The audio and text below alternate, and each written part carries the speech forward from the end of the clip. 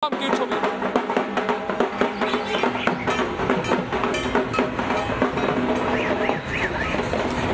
তাই। দেখো, বাংলা এবং বাঙালির সবথেকে বড় উৎসব এই দুর্গাপুজো, আর তাকেই এবার বাংলা ও বাঙালিদের একটা বড় উপহার দিয়েছে বন্ধুমহল ক্লাব।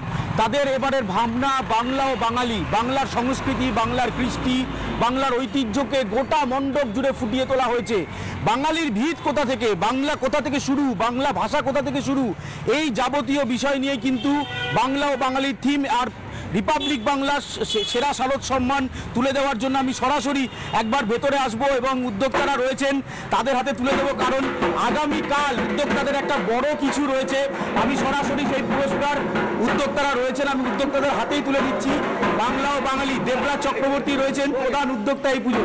বাংলা ও বাঙালি সব থেকে বড় উৎসব, আর কিভাবে দেখছো, কিভাবে বাংলা ও বাঙালি সবচেয়ে বড় উৎসবে কিভাবে সামিল হচ্ছে? বাংলা ও বাঙালি, এটা তো বাংলা চিরকালই সংস্কৃতির প্রাণকেন্দ্র এবং কৃষ্টি সংস্কৃতি সমস্ত দিক থেকেই বাংলা সবসময় এগিয়ে। আর এ তো স্বাধীনতা আন্দোলনের ক্ষেত্রেও বলুন, ফুটবলে মোহনবাগান, ইস্টবেঙ্গল মোহামেডান স্পোর্টিং, এই সব ক্ষেত্রেই বাংলার যে অবদান, সেই অবদানের কথাই আমরা আমাদের থিমের সাহায্যে তুলে ধরেছি এবং সেটাই আমাদের এখানে প্রস্ফুটিত হয়েছে।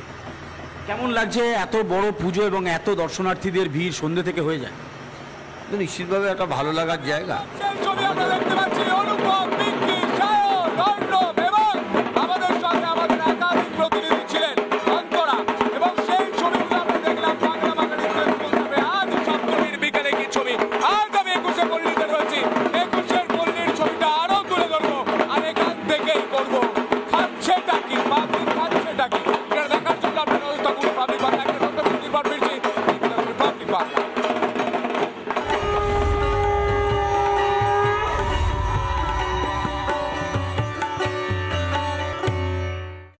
নানা ধরনের কন্টেন্ট দেখার জন্য লাইক করুন, শেয়ার করুন আমাদের ফেসবুক পেজ, সাবস্ক্রাইব করুন আমাদের ইউটিউব চ্যানেল। পাশাপাশি অন্যান্য ব্রেকিং নিউজের জন্য অবশ্যই চোখ রাখুন রিপাবলিক বাংলায়।